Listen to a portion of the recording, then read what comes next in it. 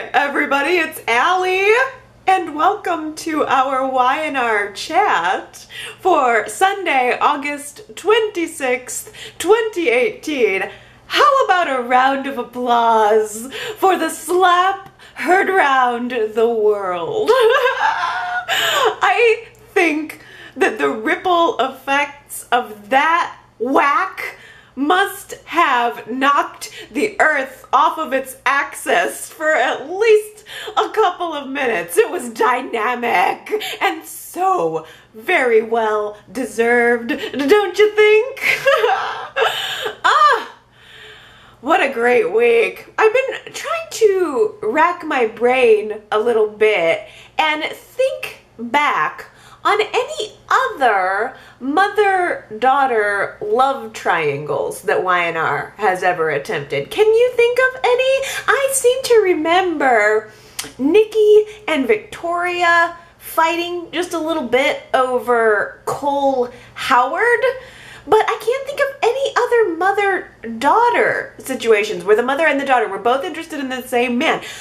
There was definitely have been some other father-son triangles, I'm pretty sure, right? We, of course, have Jack, poor victim Jack, Phyllis's victim, who had an affair with Jill while she was married to his father. So, I can't think of any other father-son triangles, though, off the top of my head. If you can think of any other parental love triangles from Y&R's history, leave me some comments this week and refresh my memory. I think we have many times seen parents and the children being married to the same person, but an active triangle is much more rare. Maybe because it's so icky and so sticky and so gross, but I will steal a notion from Y&R chatter Gary this week in describing the situation with Phyllis and Summer and Billy. It has been very well done because of the fact that we've had all of the drama and all of the scandal and all of the payoff without actually seeing the icky, sticky, gross, physical betrayal of Phyllis by Summer or by Billy, by the fact that they didn't actually go through with any kind of physical affair. We just sort of have had the implication of a triangle, which has, to me, made it very intriguing. Summer has most certainly done an emotional betrayal of her mother. Don't get me wrong, there is 100% betrayal on Summer's part by not only trying to steal her boyfriend, but also by actively manipulating to try to break them up. But Billy, on the other hand, I think has handled the situation really pretty well. I personally do still think that Billy should have talked to Phyllis about the situation with Summer before it escalated to the point where she's constantly hounding him. But I understand Phyllis, who also said herself this week that the reason Billy probably didn't tell her about what was going on with Summer was because he didn't want to clue her into what a horrible person her daughter had become. For Billy's part, I think that he has behaved mostly appropriately. It's not unusual for a man or for anyone at all to be intrigued by a sexual proposal that is intriguing. And for Billy's part, it's been crammed down his throat for weeks and weeks, day in and day out. Summer has been hounding him to go through with it. But even though he admits this week that he has been intrigued by it, it really does all boil down to your actions. Actions speak much louder than words. I asked you guys last week if you felt like the Summer and Billy thing was more bordering on hot or more bordering on harassment, and the majority of you, 85%, felt like it was a little more on the harassment side of things. And that's not to say that there isn't a chemistry between them. It certainly didn't end up saying that Billy wasn't into it, but I'm going to take those results to mean more that most of the Y&R chatters were hoping that Summer would just back off, but that didn't happen. If I had to name a criticism of Billy, the only thing I think he potentially did wrong was early in the week, he did throw Summer a bone. No, wait, no. He did not give Summer a bone. I'll rephrase that. Billy gave Summer an opening. He gave her the tiniest little bit of reciprocation on her advances. She, yet again, hunts Billy down at Jabot. She traps him in the elevator and she drags it out of him, almost forces him to admit that he has feelings for her. And I think that after all of these weeks, months at this point, of the harassment, I think Billy just broke and he finally just gave in and he says to her, fine, fine. In another universe, maybe, if I wasn't in love with your mother, I might find you attractive. Well, a breakthrough for Summer. An absolute breakthrough. She got him to admit what she's been insisting all along, that Billy is into her. Despite the fact that nobody else saw it, Kyle didn't see it, she finally gets Billy to admit it. She was right. Why did he give her that opening? I was disappointed in him for doing that, for saying that, because I knew that even that was not going to be good enough. She continues to press him, even after he gives her the little bit. She drags it out of him, saying, why do you find me attractive? And he just lets it out. Fine, you're gorgeous, you're exciting, you're unpredictable. I would find you attractive, I would. And in Summer's mind, well then, what's the problem? Why do we not go through with this? And I loved Billy's comeback because I'm not blaming him for being intrigued by the sexual proposal that's been thrown at him incessantly. And so I loved his comeback when he said, look, as an adult, which is what I am, I know and accept that it's fine to be attracted to somebody. You can be attracted to somebody and not act on it. And by the way, Summer, I'm committed to your mom. Committed. Summer had an opportunity right there, didn't she? Ding, ding, ding. Commitment. Summer could have shattered that illusion of commitment in Billy's mind right then and there, but she didn't because she's got this whole deal with Nick. She doesn't take that opportunity. Billy just stops the elevator, says to her, game over, and steps out. But Summer has all that she needs. She's gotten him to admit it. So the next morning, Billy and Summer are at home. They bump into each other in the kitchen. Literally, Summer is standing there soaked in hot coffee and questionable timing. Well, and you can't just stand there in a hot, wet shirt. Of course you have to take off your blouse. Better whip that off and stand here in my bra and let you see all the goods that you're missing out on. She had to have created that opportunity. I mean, come on. Fate is not that convenient for you, Summer.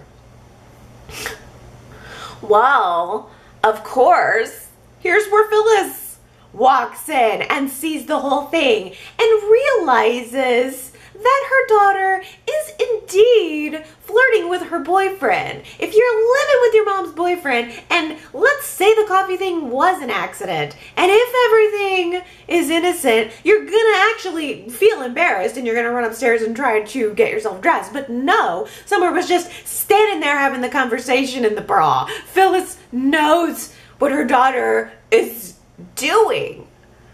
So she lets Summer leave the apartment and she talks to Billy about it privately. And again, Billy doesn't want to tell Phyllis everything. He pretty much denies it, or he at least doesn't fill her in on the full truth of the matter. But he also doesn't want to let Phyllis think that it's all in her head, because that would be cruel. Because Phyllis has been on this train of thought for 2 weeks now, where it's not the first time it's occurred to her that Summer could be attracted to Billy, and it is cruel to let her think that she's just imagining it and being jealous. And I was proud that Billy didn't do that. He didn't tell her the truth, but he did admit that, okay, fine, it is a little bit of flirting, but it doesn't matter anyway. It takes two, and I'm not interested.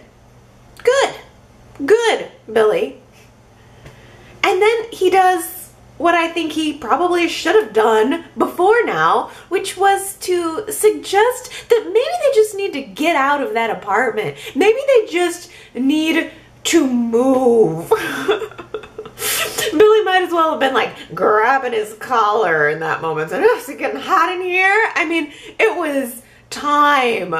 The scene where he was mopping up the coffee with the paper towels and saying, oh no, this was just an accident. And it was, he didn't do anything wrong, but now he's being made to look guilty through all of this. I think he's realizing in that moment, I just gotta get out of here. I just gotta get out of this situation. And if I can get out of Genoa City for a couple of days, that might help the whole thing too.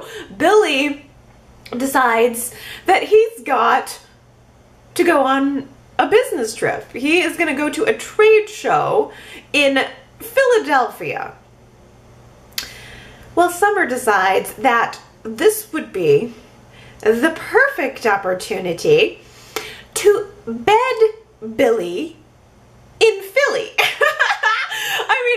I gotta say, that has got to have been an intentional pun on Y&R's part, right? That's just too perfect, because Billy and Philly, or Phyllis and Billy are known as Philly. That's their couple name. It cannot have been a coincidence that that's where this whole plan of Summer's was supposed to come to fruition. It's completely clever if it's intentional. And given the rate of puns around this story, I mean, jabot, jabotique, I wouldn't even doubt it. And it's brilliant. Summer tries to trick Lauren into letting her go to this same trade show in Philly so that she can rep Fenmore's. But Lauren takes over this plan, hijacks it, decides that she's gonna go to Philly herself. So Summer can no longer go through with this plan to bed Billy on the company's dime. She's gonna have to get a little creative. So she buys her own plane ticket. Why not? She's got all this extra cash from Nick now. And she finds out what Billy's hotel is that he's staying at, and she's planning to give him a sex ambush at the hotel. Oh. Isn't she clever? Clever, clever girl, bragging to Kyle about how she's gonna win their bet. He better have that car of his fueled up and waxed and ready to go for her, because she is gonna have sex with Billy this weekend.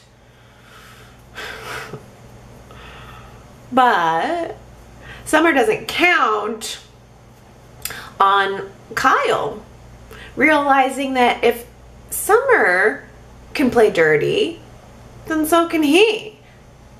Kyle goes straight to Phyllis and tells her about Summer's Philadelphia plan. He's not real explicit. He doesn't fill in all of the details, but he gives Phyllis enough to realize that something more could be going on there. I mean, I don't think Phyllis didn't want to believe it. It has to be Phyllis's worst fears confirmed. She was taking into account that it was Kyle who was giving her this information, and again, she didn't want to believe it, but it's kind of hard to deny the truth when you end up seeing it in black and white. So back at the apartment, Billy has his bags packed. He's ready to catch his flight. He walks out the door. Summer comes downstairs directly and suspiciously afterwards. Her bags are packed. She says she's going on a road trip to Madison for a yoga retreat. Never has mentioned a word about being interested in yoga before, and now suddenly, yoga retreat on the same weekend that Billy's gonna be away.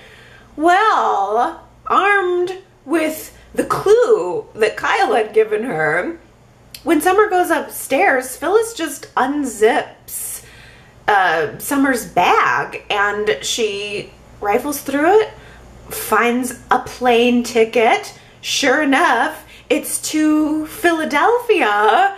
And when Summer comes back downstairs, Phyllis almost lets her slip out the door, but then springs it on her, is sitting in the chair holding up the ticket, and says it's going to be real hard for you to go anywhere without this. Oh. So good.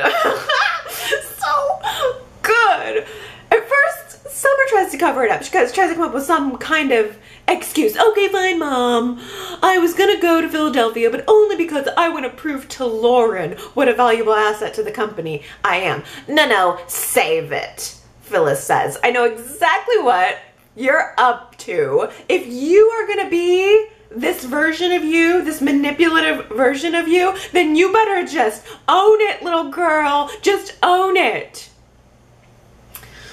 I think that Phyllis at this point is like having a hard time at all wrapping her brain around the fact that her relationship with her daughter has gone so wrong. Where did their relationship go this bad? How could her daughter do this to her? There's a certain level of respect that you should have for your parents. I mean, unless your parent was abusive to you or extremely and willfully neglectful toward you, shouldn't you have some base level of respect for the parent? That would include not going out of your way to try to make them unhappy, not trying to steal from them. That's what Summer is doing, trying to steal from Phyllis. And yet, Summer, standing there, is insisting to Phyllis that this is not about her. This has nothing to do with the mother-daughter relationship. This is entirely about the primal attraction that is going on between Summer and Billy, which, by the way, Summer tells Phyllis that Billy reciprocates. Oh, he's into me as much as I'm into him, and he's just looking for an excuse to get away from you, to cheat on you with someone who is younger and hotter and more interesting. Phyllis, her mother, is just getting a steaming helping of karma. That's the only way in which this is about her. Summer tells Phyllis, after a lifetime of making other people miserable, this is what women like you get when you get old. Old, she says.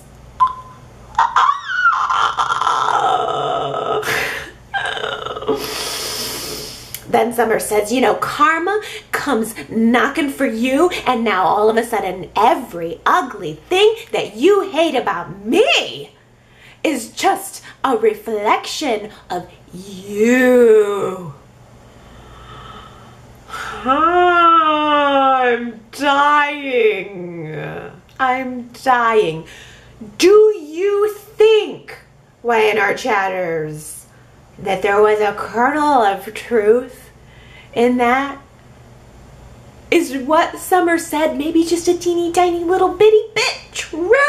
Because if you remember, especially in the early years of Phyllis, she was ruthlessly manipulative, using her sexuality to get what and who she wanted at any cost. Is this like a 20-year-long game of a little bit of karma coming back around on Phyllis? I mean, Phyllis just a few months ago alluded to the fact that sometimes looking at Summer these days feels a little bit like looking into an old mirror. In that moment, standing in the apartment, looking into her daughter's face, not recognizing her, and yet maybe completely recognizing her, Phyllis's hand just flies up almost on its own, almost on a whoosh and a prayer of the audience, and smacks that girl right in her smug, entitled Princess Newman face. Oh, that was therapeutic for me.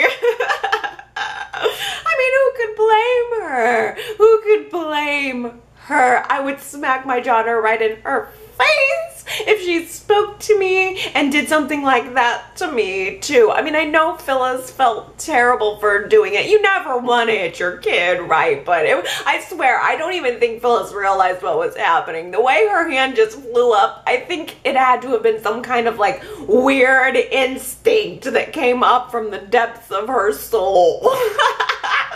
The hand was operating all on its own, and I'm for it. I mean, Summer later told Kyle that the slap hurt so bad that she saw stars. I believe it. I believe it. So good. Just so good. What a good week. I keep thinking back to when I heard that Hunter King was coming back on the show to reprise her role of Summer, and I remember thinking and saying on Y&R Chat that all I could feel was meh. And now here we are, and it has been so much fun. What a fun, bad, good summer storyline for us. I mean, this is just gets a total thumbs up from me. Oh. Summer was later sitting there with Kyle recounting this whole ordeal, this big blow up that has happened with Phyllis, as if she's the victim. Summer's presenting herself as the victim. And Kyle is literally pleading with her, saying that he will concede his bet and give her his car if she would just go make peace with her mom. think that maybe the reason Kyle pulled back from just telling Phyllis everything was because his goal wasn't to destroy their relationship. His goal, I believe, was to save Summer from herself a little bit. Because here we have Kyle lighting Phyllis's fuse and sending her on the track that created this big argument between the two women. And now, in the moment where he's talking to Summer, he's trying to backpedal it a little bit, trying to encourage her to go salvage her relationship with her mother. And I think in part we have to remember that, you know, Kyle is telling Summer, well, this is the only mom you've got. And that's something that Kyle doesn't have. Kyle doesn't have a mother. I think that's a core part of his character, which can be fleshed out some more a little bit. And I wouldn't mind if Y&R gave us a little bit of background there. But I'm gonna infer that maybe that had something to do with why he pulled back. Well, they're sitting there, and Summer gets this text message out of the blue, supposedly from Billy, telling her that the Philadelphia trip is off and that she should meet him on the yacht. Flash 2, Phyllis sitting in Billy's office at Jabot with a computer program pulled up that clearly simulated this text message, making it look like it was from Billy. And then we see a close-up of Phyllis's face saying, "See ya, sweetie. Oh, enjoy your cruise." Oh, this is the best. Ugh, I just love it. I mean, I don't know, is this the last time we're gonna see Summer? Is she gonna realize that she's been had and come back to town? I'm not exactly sure. The only thing we know is from the previews of next week's show, where Phyllis is asking Billy what's going on between him and her daughter. I kind of wonder if maybe Phyllis is going to play it like the confrontation with Summer never happened and maybe ask Billy what's going on just to see what he says, just to see if he lies to her at all, and just to see if there's any truth to what Summer said about there being this primal attraction between them. I mean, we, as the audience, of course, know that Billy did everything he could to resist, but still, the optics on this are just absolutely horrible. Nick decides to move forward with Jack's proposal to buy the leasing company that owns all of these leases for Billy's series of Jabotiques. Nick throws up a little resistance to Jack's idea, knowing that he's going to get himself right into the middle of a big old family fight. But Jack tells him, hey, you know what? You don't have to be ruthless, but don't throw away good business opportunities either. Plus, it doesn't bother Nick at all that here we have an opportunity to stick it to Billy by owning a little piece of him.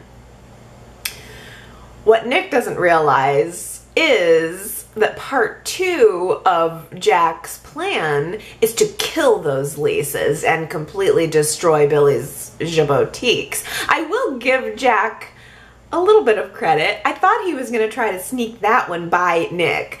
Present him a bunch of contracts and just say, yeah, sign here, here, here, and here. Okay, goodbye. Maybe try to sneak that one through. But he didn't do that. He legitimately made an argument to Nick that now that they own these leases, they should kill them because it will save and make Dark Horse money in the long run by signing those same leases with higher paying customers.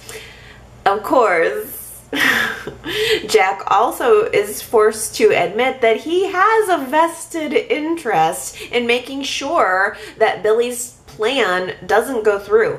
Jack is still at Abbott. He is still a board member at Jabot. He is still invested in that company, and he doesn't want these Jabotiques to go through and destroy the company, destroy the profits. So Jack isn't neutral by any means, and Nick realizes this. Nick says, no. How about no? I'm okay with owning these leases. That seems like a good business decision, but I'm not just going to turn around and terminate them.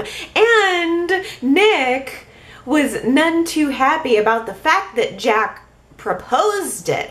In fact, Nick puts Jack in check real quick, reminding him who owns the company, who calls the shots, and whose loyalty Jack should have, where his loyalty should be. Besides, Nick wants to keep these leases and play a long game with Billy, starting now. Nick decides out of the blue to just jack up the prices on all 30 of these leases. This move, by the way, seems totally illegal, and I think it is, and I think Nick knows it's illegal. What's the point of Billy signing a lease if the landlord can just turn around and jack it up? That's what leases are. Billy confronts Nick about this, and Nick says, well, yeah, you can go ahead and try to sue me for doing this, but I think your financial position doesn't warrant it. Go ahead and sue me and force your company into bankruptcy. So I think Nick darn well knew what he was doing there. He's forcing Billy's hand, and now Billy is desperate. It's interesting because normally Billy ends up sabotaging himself, and here it's Billy's being sabotaged. He's got some forces working actually against him this time. Well, at this point, I mean, I guess he doesn't have a whole lot of choices. He can either let his Jabotique idea die and feel that failure that he was always afraid of when he took the position, or he could pay up the extra money and move forward with it, and ultimately that's what he's gonna have to do. He mistakenly thinks that maybe Jack might be able to help him out, that maybe Jack can change Nick's mind and we can go back to the original lease agreements. Billy believes that he has the support of the family. He believes that he's acting in Jabot's best interest, and therefore everyone in the family should be supporting him and supporting his idea. But Billy realizes pretty quickly that Jack's actually kind of happy about this move of Nick's, and it doesn't really take too much of a leap to realize that Ashley and Kyle are happy about it too. Billy, I think at this point is realizing that he doesn't have a whole lot of friends around him. He's kind of in a Julius Caesar sort of position, and the knives are out, you know? I'm worried about Billy, and I'm worried about Nick. I am seeing shades of some more dangerous behavior from Nick. If acquisitions are the name of the game, which is what Nick has done to Billy. He's done a little acquisition on something that's going to affect Billy's business. Then what's good for a dark horse? The strategy that's good for Dark Horse is also a strategy that's going to be good for Newman Enterprises. This week, Victor confides in Victoria that he's planning to, down the road, acquire Dark Horse. He's gonna let Dark Horse get all juicy and ripe for the plucking, and then he's going to buy that company, force Nick under the Newman Enterprises umbrella, and force him back into the family whether he likes it or not, and you can bet that it's gonna be not. Yet again, Neil and Ashley are just in two entirely different places. Neil loves love. I think Neil is a one-woman guy. He always has been. And Ashley is just not in a place to settle down. And she hasn't been for a while. The morning after jazz night, Neil and Ashley presumably made love, and Neil did kind of insinuate to her that it meant a little more to him than just sex, or at least that he's interested in more than just sex with Ashley. And just as Neil's trying to probe her a little bit to get the beat on where her head is at in this morning afterglow, Nate comes downstairs, interrupts the whole thing, and Ashley scoots out of that apartment so quick I thought her heels might catch fire. Later that day, Neil texts her, tries to get another date. She blows him off. She's telling him she's way too busy with work. Neil has to hunt her down at the office to see if she ever wants another date. He was coming off kind of desperate, and she was coming off kind of wishy-washy. Ashley says that there's just way too much going on in her life right now for her to commit to any type of relationship or anything. And Neil tries to play it off saying, oh yeah, oh yeah, I'm fine with that. I mean, I'm not really looking for any commitment either. Please.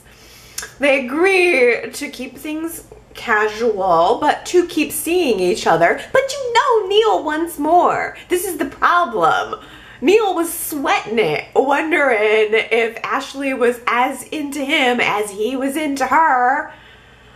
It's not good footing. It's not equal footing. We are already not on equal footing. And look, we know Eileen Davidson is leaving the show. And if Eileen Davidson is leaving the show, I don't want to see Neil's heart get broken in the process. And this has been a long-term problem for the character of Ashley. When is Ashley going to start choosing herself and her life over work?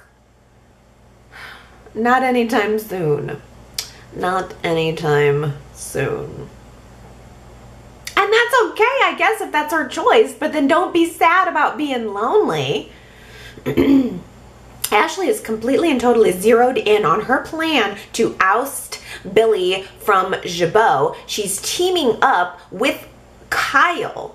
She has asked Kyle to discover and also encourage any reckless behavior that Billy might have, because they can make him look bad to the board if they can just find something bad that he's done. Well, thanks to Summer, that's not even going to be very hard. Summer is sitting there telling Kyle all about what a hot and sexy gladiator Billy is. He was like a gladiator. Oh my goodness, she wants him hard. That is some language right there.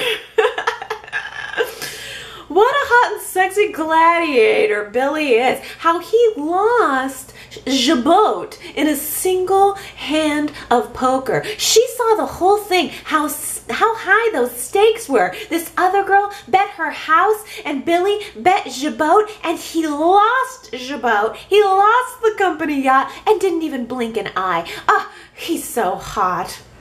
That was so hot how he just lost that yacht in a single hand. To me, that is the opposite of hot. I would be like, loser, what a loser. This guy is a loser and I wouldn't want to have anything to do with him. That's just me. Like, that does not turn me on. Irresponsibility is not a turn on for me personally. Oh, but Billy won the boat back. And so that was double hot to Summer. What a dummy. Summer had no idea that she was giving Kyle all of the ammo that he needed. She just armed him. And you know what, though? I guess maybe they're not even going to need this information. Why wait for Billy to screw up? Kyle was suggesting to Ashley in the previews for next week's show that why wait? We'll just frame him. Let's just frame Billy. I mean, he's doing all of these reckless things anyway. It's only a matter of time. Why wait until he can do any actual damage? We'll just frame him for doing something bad. Then we'll call a no confidence vote of the board, boot him out of the CEO spot, bring Tracy back as CEO just for long enough to have the Blood Abbott clause removed. And who do you think will be poised to take over Jabot then?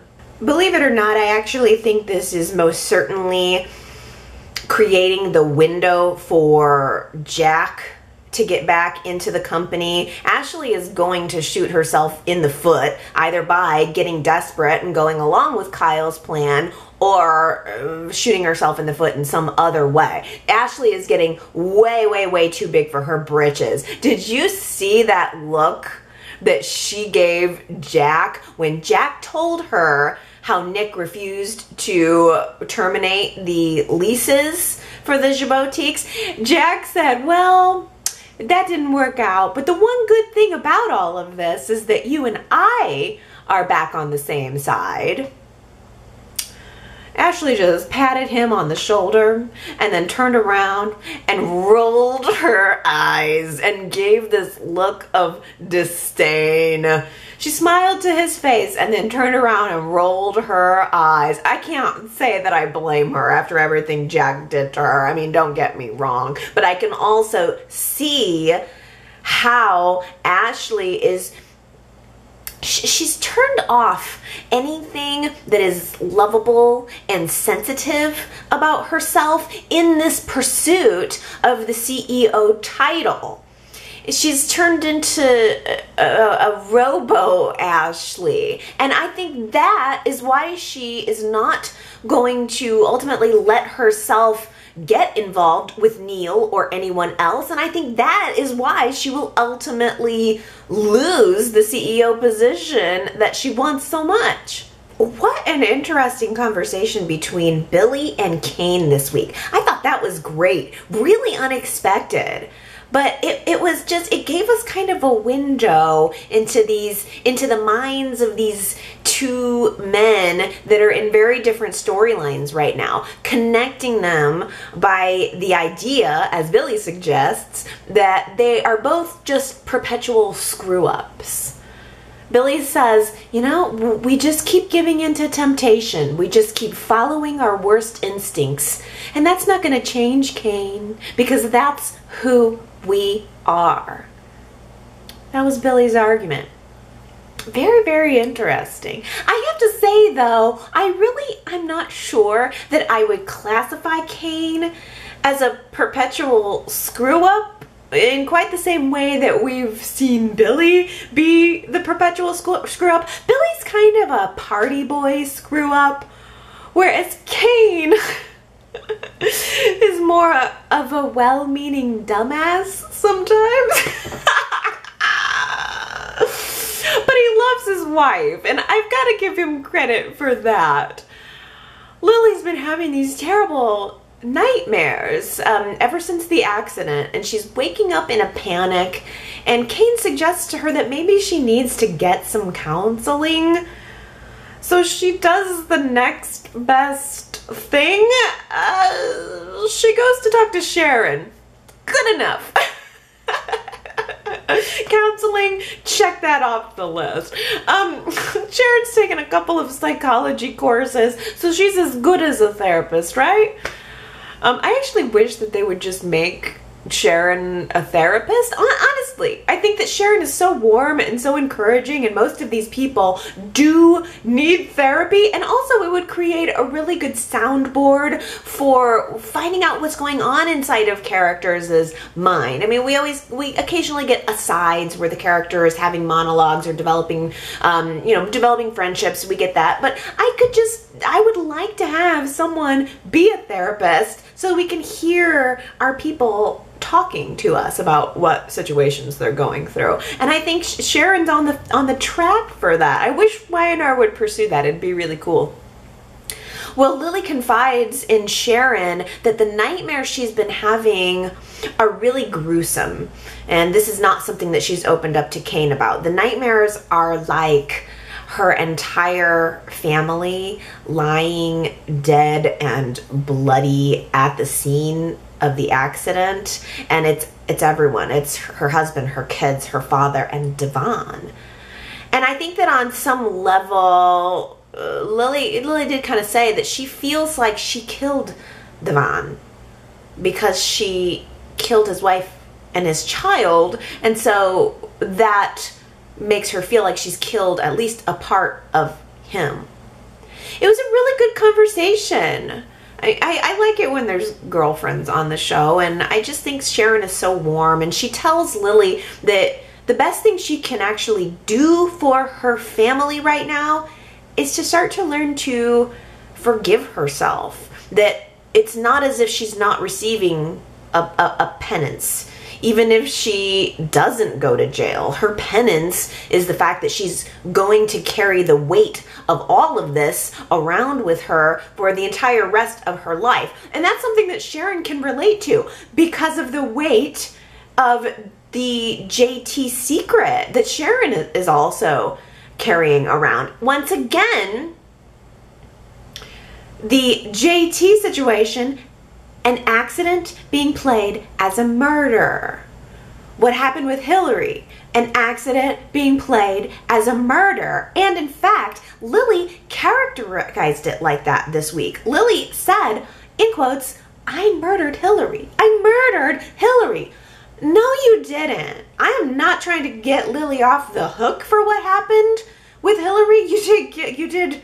You did have negligence that led to her death, no doubt about it, but you did not murder her. Murder, by definition, is premeditated, and there was no premeditation in this situation whatsoever. I've been really grappling with this whole situation with Lily for weeks now. I think it's been the past 2 weeks that here on Y&R Chat, we've talked about the idea of an appropriate punishment for Lily. And I've really been struggling to form an opinion on that because it really does feel like a difficult question. What is the appropriate punishment for Lily? Because this was a crime, but it was a non-violent crime that was not premeditated, and therefore I don't think that Lily should serve jail time. I think that prison time should be reserved for people who commit violent crimes or who can be considered a danger to society. There has got to be some kind of logical reason for choosing to lock the person away. We as a society are paying, in the form of our taxes to keep these people in prison for a certain amount of time. There has to be a logical justification for why we're doing that, and an emotional justification. I don't see a benefit to locking Lily away. I just think that what Lily needs as a punishment is a probation. She needs to do a lot of real community service, and that's not just phoning it in. Like, we need to get some community service programs that are actually having an impact going, and Lily needs to be involved in something like that, and it needs to be heavy. Like, you need to be committed to these. Like, it should be like an inordinately crazy high number of hours that she should need to put in, and maybe even possibly in some sort of way that might be relevant to the crime that was committed. I think Lily needs to be fined. And I think she's gonna need to have some actual court-ordered counseling, not just comfort and cappuccino with the owner of the local coffee house. Mariah is in the dark just as much as we are. She hasn't heard from Tessa in a week. She's heard nothing since the phone call that she and Tessa shared, where Tessa had to abruptly hang up And Mariah doesn't want to get worried. She still remembers Tessa telling her that if she doesn't hear from her for a while, then it's just because I need to keep you safe. So Mariah is trying to think the best, but she can't help but think the worst. She ends up talking with Devon. Really, really great scene. Devon is there feeling lonely and depressed, and he's able to talk to Mariah. Mariah also knew and appreciated Hillary, and they are sitting in the penthouse remembering Hillary and talking about her. Even they started packing up her clothes. It was very, very sad, and I think Devon started to encourage Mariah to follow her gut feelings when it comes to the situation with Tessa, because Devon is in a place of realizing how very fleeting life is. Nobody knows that better than him right now. So if Mariah needs Tessa and is worried about Tessa, then he says Mariah should just go get her. Just hire a private investigator if that's what needs to be done. And the next day, Mariah takes that advice. She calls Kyle, has a little meeting at the coffee house with him. I think she was just looking for someone else to talk to, and I think maybe Mariah was also feeling guilty for leaning on Devon because he's going through so much right now. But she decides to rehash the issue and talk to Kyle about it. Kyle has become such a really good friend and ally.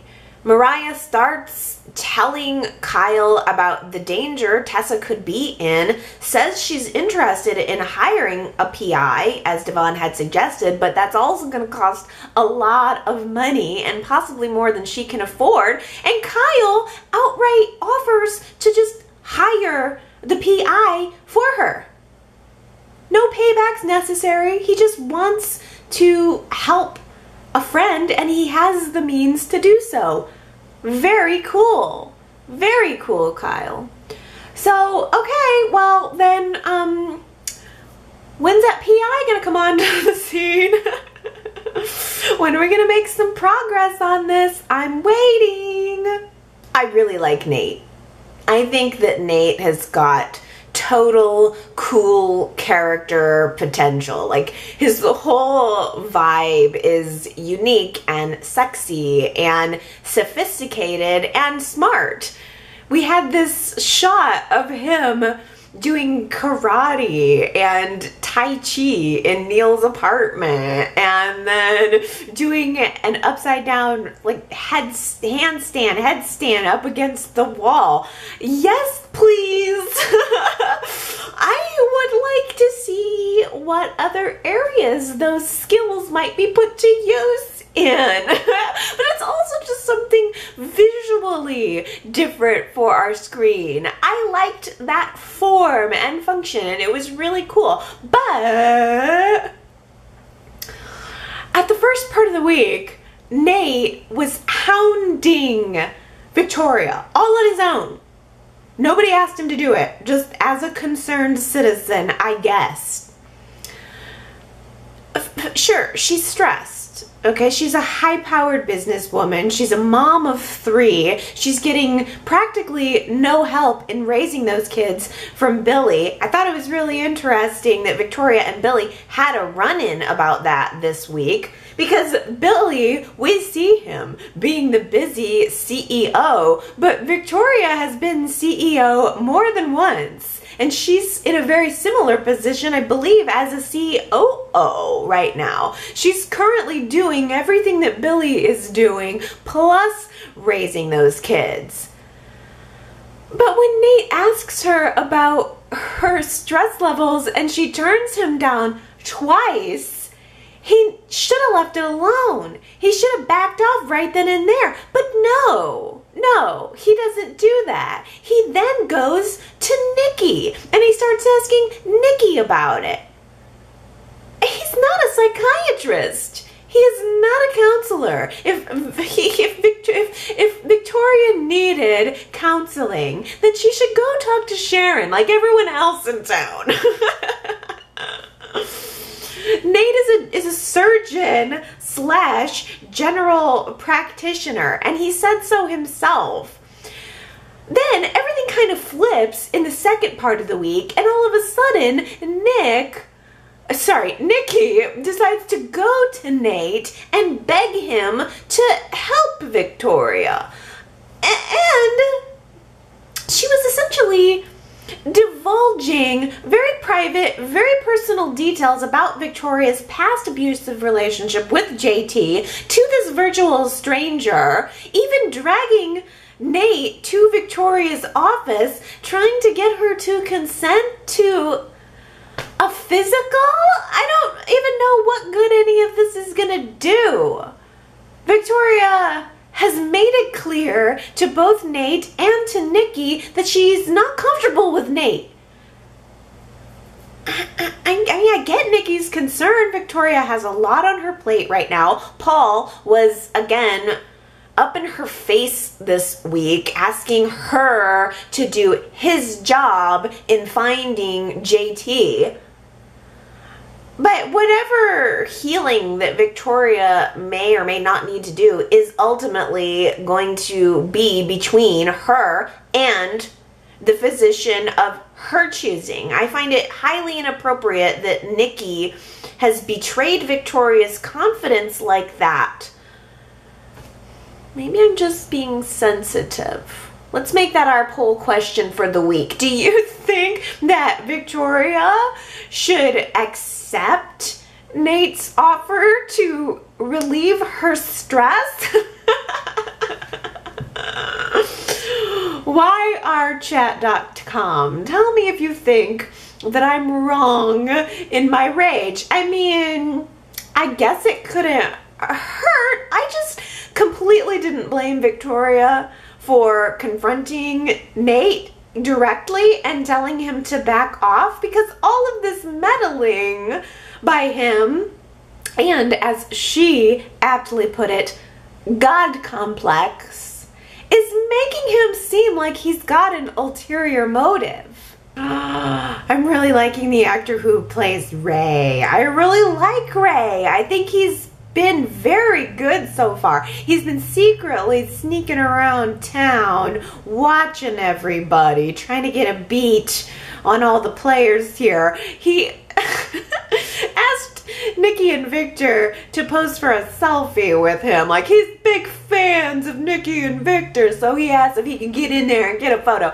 You had me, Ray. You had me at the selfie. That was hilarious. I mean, Victor's face as all that was going on, he was not amused. Nikki was in for the photo. She was trying to be a good sport about it, but Victor was just giving stern face. I have a couple screenshots of that up at the website if you want to relive that selfie moment. I thought it was fun. I thought it was hilarious.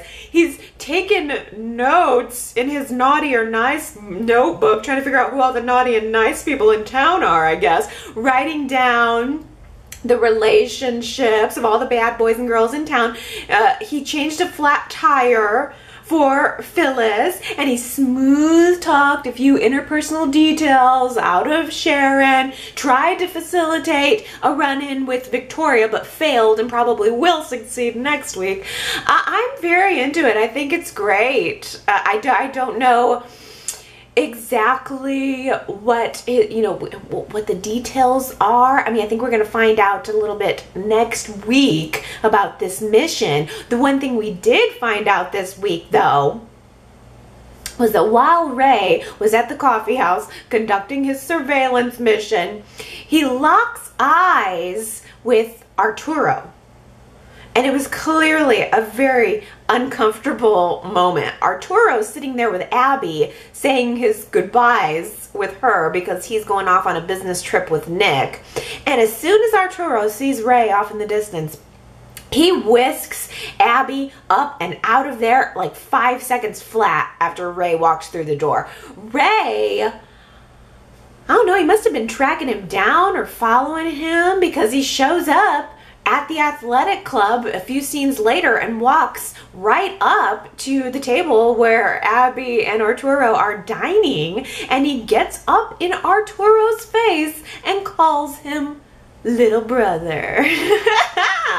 So, there you have it. Rey Roasales. I love it. I love it. This is going to be good. Apparently, Rey has been sweeping up all of the messes that Arturo has been leaving behind since they were kids, I guess. Or so Rey says. So I'm wondering, what exactly messes might those be? I need a bribe. That was our quote from last week. It was Gloria who said it. She was talking with Phyllis, and Phyllis was attempting to get Gloria to keep Summer occupied in Billy's office while she went off and talked to Nick, and Gloria let her know right off the bat that if Phyllis wanted help, she was going to need a bribe. So there was a spa day of Gloria's this week. Maybe that's where Gloria was all week. She was off on her spa vacation provided for by Phyllis's dime. Oh, quite a few of you guys guessed that one. So congratulations, Anna, Joanne, Rose, Heather, Laura, Erica, Henry, Aaron, Tina Cole, Nancy, Ambreen, and Gary. You guys all guessed it right. Here's a new one for you. Who said this?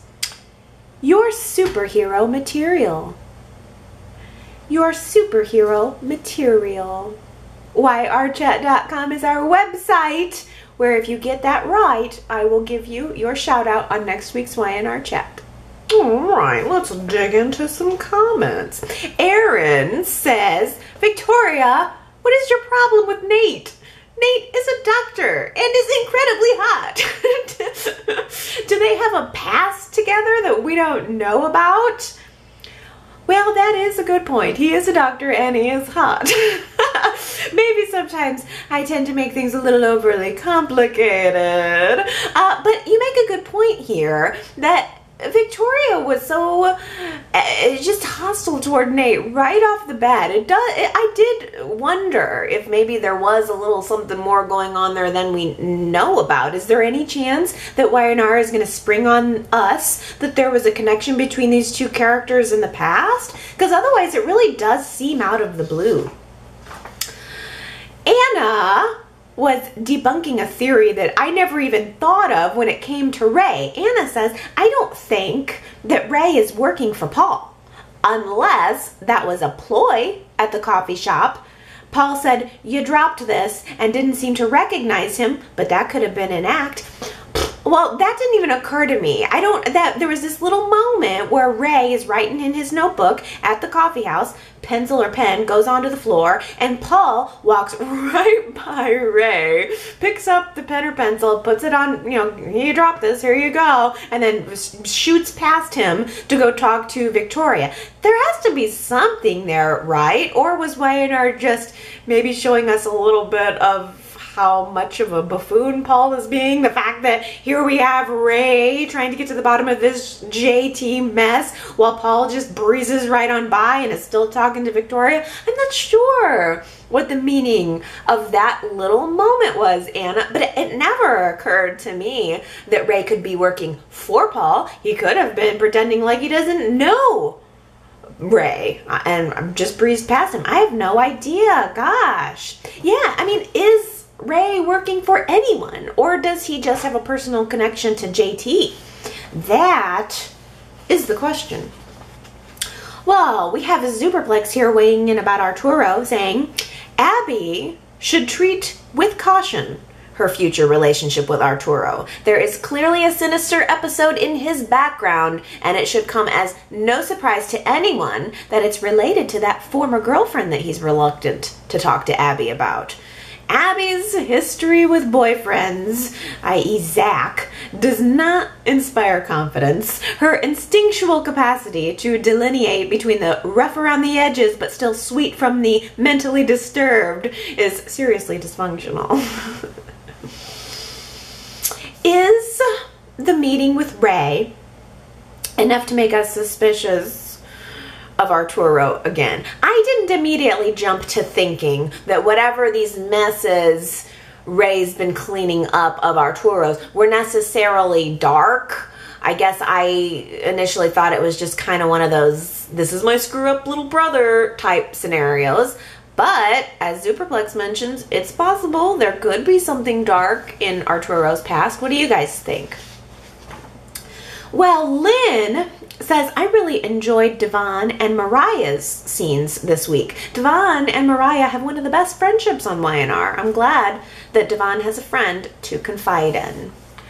Agreed. I would like to see more of those two. T. Nicole has an interesting question here, saying, let's say that Lily and Hillary did not have a rivalry and were good friends. Would Devon be as upset with Lily if that were the case? Or would he still want to blame the person accountable? That's a really good question, T. Nicole. I think that would get to the heart of whether or not Devon is wanting justice or revenge. I think there's just so much interior dialogue that I would like to see and hear from Devon right now. We're just not getting it. I think that scene with Mariah was one of the first instances that we've had since the accident where we are actually getting Devon to open up and talk about what he is feeling. So I would like to see more of that in the future. I think it's much needed. Devon needs someone to talk to because the audience wants to know what's in his mind. Same for everyone. Oh, Lynn also says Brittany is returning to the show, and it looked like she was in Devon's penthouse. I wonder if she'll represent him. Oh, yeah, I can't think of any other reason why she would be in Devon's penthouse unless he was trying to formally adopt Shauna, which would be weird and unnecessary. But yeah, you would think maybe it would be related to Lily's case. First of all, I'm very excited to hear that Lauren Woodland is coming back. I did confirm that. She is coming back to the show. She's great. I want to see her more. I wish they would bring her on full time, or at least like I want to see her a lot more often. But boy, what if we're going to have some kind of court scene where Devon has representation? Yeah, because everything with Nick and the custody battle is wrapped up, so I can't think of any other reason she'd be there. Hey, by the way, when I was looking up that casting news about Lauren Woodland, I also saw that Beth Maitland is returning to the show as Tracy for a stint. So, is Ashley's plan going to work wherein Tracy comes back to the show, takes over the CEO position for just a little bit, and then abolishes the Blood Abbott clause, and maybe Jack takes back over the company? Where's Dina, by the way? What's she doing? Is she just kicking around the Abbott mansion? And is there any chance Ashley is going to end up exiting the show and taking Dina with her? I'm not sure. Oh, well, Laura weighing in on Kyle here, saying Kyle's battle between his conscience and ambition is giving me whiplash. He concedes the bet and offers his beloved car to save Summer's relationship with Phyllis just after snooping through Billy's files looking for a way to advance his own interests at Jabot. He's so like Jack. I can see Kyle stepping over the body of his arch enemy and then stopping and calling emergency services. I think that's a really good compliment, though, to the show, right? That Kyle seems like Jack, and that's a very apt comment. I agree. I think I like that about the character of Kyle, the fact that we see him do something naughty, then we see him do something nice, and it all kind of balances out. Cece says, I wished Kyle would have been a bit more specific with Phyllis, like telling her about Summer's bet. Don't leave Phyllis questioning things. Tell her the whole truth so she can have no qualms about using whatever means necessary to get Summer to back off. Yes, it is very interesting. I mean, I created my own excuse as to why I think that Kyle didn't do that, but he did pull himself back. I can only imagine that it has on some level to do with the fact that he cares about Summer. He was talking to Mariah in the conversation where Mariah was talking about the private investigator, and Kyle did cue Mariah into some of the drama that was going on with Summer, saying that she was getting involved with this unavailable man, and that she was in deep, and that he was concerned about her, that whether or not he wants a relationship with her, he still has an affection for her. And I'm interpreting it as Kyle wanting to save Summer from herself a little bit without, he didn't want to blow up the entire relationship and reveal exactly how bad it had gotten. I think maybe Kyle was just hoping to stop the event and hope that this all fizzles out for Summer without destroying the relationship with her mom. Diana says, I think that Billy has split feelings. A big part of him wishes that Summer would stop bothering him so he's not tempted to cross the line. I also think that a part of Billy is flattered that Summer finds him hot. I don't think Billy is as angry with Summer as his face shows. Billy seemed to confirm this theory when he was talking with Kane and said that he puts a face on and bluffs while wanting to do the right thing. I also think that Billy hasn't told Phyllis about Summer's behavior because deep down he doesn't want to completely shut the door on the two of them getting together. When Billy was talking to Kane, he was mentioning about the devil and the angel on their shoulders, which was a reference to his temptations for Summer. Ooh, great interpretation, Diana. A little bit different from my own, but wow, yes. Billy admitted flat out to Summer later in the week, which I think was after you had left this comment, but he did say he was attracted to her, and that scene with Kane was important because Billy was essentially saying to us that he's tempted, and he's constantly going back and forth on whether he should do the right thing or do the thing that he wants to do. But what I really like about this comment is the juicy little tidbit that maybe Billy didn't tell Phyllis because he was kind of wanting to maybe go through with it if he had the opportunity. Ooh, I guess we'll probably never know. And that's it speaks a little bit to the beauty of the storyline, I think, because it's all of the payoff is happening without really giving Billy an opportunity to go through with it. I don't think the audience wanted to see Billy betray Phyllis, did they? I don't think so. What does this mean for the future of the character of Summer, really? I mean, what's she gonna do? Is she just gonna leave the show? Is she ever gonna be back? I really like her. She's devious in the right way. Diana also says, I'm surprised Summer never tried to get Billy into one of those Jabot sleep pods to make her moves on him in there. Yeah, I know, that would have been a good that would have been a good opportunity. Katie says, I think something's going to happen between Billy and Summer when Billy finds out about Phyllis and Nick. So is that going to be the trajectory? Because we know that Billy and Summer are not going to hook up for now. But is there a possibility that Summer's going to come back into town next week and in the wake of the big fight with Phyllis, choose to no longer keep her mouth shut about that affair? And I don't know, does the audience want to see Billy and Summer go through with it? Is there any possibility that that might happen whether or not we want it to? Whew. T. Nicole says, Summer is showing no remorse at all, knowing that she'll hurt her mom.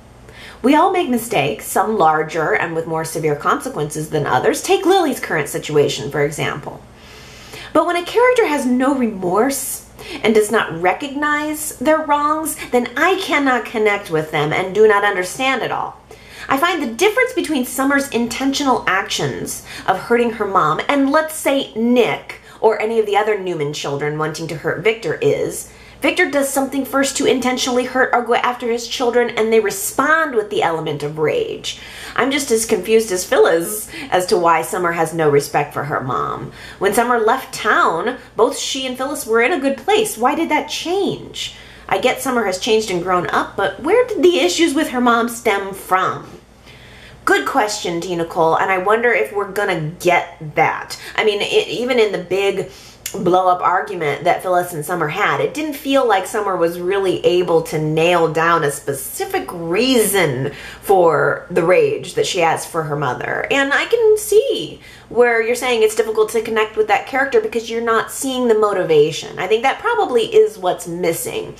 The only thing I can say is that maybe Summer is just purely motivated by her desires. She's just shut off some of the softer sides of herself and is just, you know, purely wanting to get what she wants no matter who it hurts.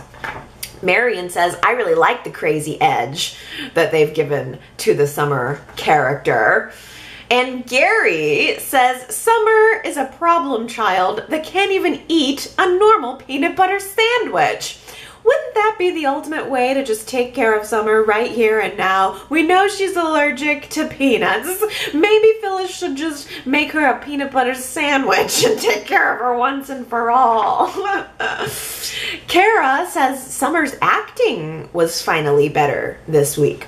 I noticed that the acting was very good too. Hunter King, I think, is acting a lot like Summer would be Phyllis's child. I don't know if you guys have noticed, but both Gina Tognoni's Phyllis and Hunter King's Summer use a lot of hand motions. They speak with their hands to make their points. And so it was kind of funny to watch them going at it in that argument with both of them doing their really, you know, making their points with their hands. But I got a sense that this actually was a mother and a daughter, and I agree that Hunter has done a really good job. I didn't feel connected to her at all when she was on the show before, but I think the actress has really grown a lot, and I wouldn't mind keeping her. Diana also mentioned that Hunter King has just recently got engaged, and she posted us a photo of the proposal on her Instagram. The fiance had hidden a camera in a tent and captured the picture of him proposing to her on the beach from afar. It looked really nice. Well, congratulations, Hunter. That's wonderful. Everything seems to be going very well for her, and I'm glad. Tony, welcome back, Tony, by the way, was watching an old episode of Magnum P.I. and noticed Judith Chapman popping up on her screen. Tony says she was lovely then and she hasn't really changed. Come back, Gloria. I know, I need more Gloria. I can't say it enough. But she was really lovely. I had done there is a series, I'm not sure where you'd find it on the website, but there is a series of photos of Judith Chapman when she was younger that I have up at yrchat.com. She really is quite lovely, but looking back at those older photos too, especially.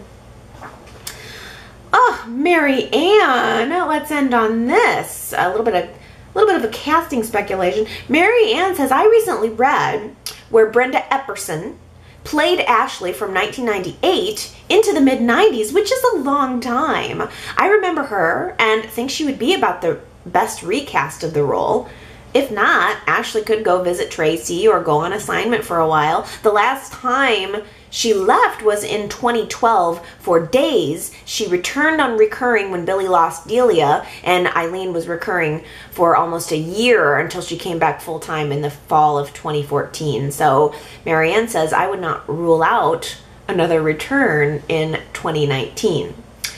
Well, first of all, I know we keep talking about Brenda Epperson, but I'm fascinated with this idea because Brenda Epperson was the first Ashley I ever knew. When I started watching the show in '93, that was who was playing the role. And I remember when Eileen Davidson took back the role that she originated, I was a little disappointed because I liked Brenda, and also Eileen Davidson to me was Kristen DiMera. She played all of these crazy triple roles on Days of Our Lives, and Days of Our Lives it's like junk food.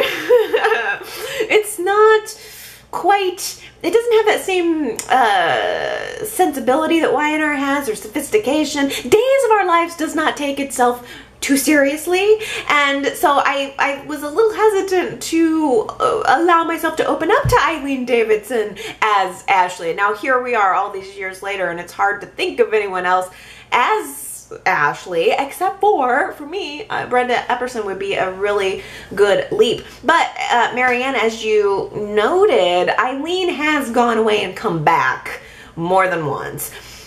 If any of you guys are interested, I kind of have a feeling that maybe Eileen is done for a little while, because they did recently on Days of Our Lives recast that role of Kristen DiMera with the woman who played Patty most recently on Y&R. So Stacey Haddock, I never have known how to say her last name, but she's now taking over that role that Eileen Davidson had originated on Days of Our Lives. And I gotta say, I do occasionally tune in. I don't follow it. I don't follow Days real tightly. I never miss a sentence of Y&R, but I do occasionally blip into Days to see what's going on, and I did tune in because I wanted to see Stacey Haddock in this role of Susan / Kristen DiMera. And if you are interested in seeing that, I mean, it's perfect casting, absolutely perfect. When Stacey was on Y&R playing the role of Patty, she was kooky cat lady obsessed with Jack, and now here she is on Days, sort of in a similar beat, but in the Kristen DiMera role is also kind of like sexy and sophisticated. I mean, this woman, Stacey Haddock, played a double role on Y&R too. She was Patty, and she was whatever the name of the doctor was that Jack was engaged to. Emily, maybe? I think she played Emily and Patty, and now here she is in another double role on Days. So if you guys are interested in seeing that, if you tune in to Days of Our Lives on Monday, it's on NBC, you'll see that. So just, I guess, a little bit of give it a try. Again, like I said, it doesn't take itself seriously. You can just kind of like eat some popcorn. You don't have to think too hard about it. It's like, it's crazy. I mean, it might as well be taking place on another plane of existence. And I think as I get further into my tenure with soap operas, I think I feel okay allowing myself to indulge in something that's just silly. And that's kind of what it is. But if you got some spare time on Monday, or to tune in to Days of Our Lives, or just go to, the NBC website, you'll find it there, and you'll see the woman who used to be Crazy Cat Patty. All right, my friends, I hope you have a wonderful rest of your Sunday and a wonderful rest of your week. Go to yrchat.com if you would like to participate in the conversation throughout the next week, and you'll see me again next Sunday. I love you guys. Bye.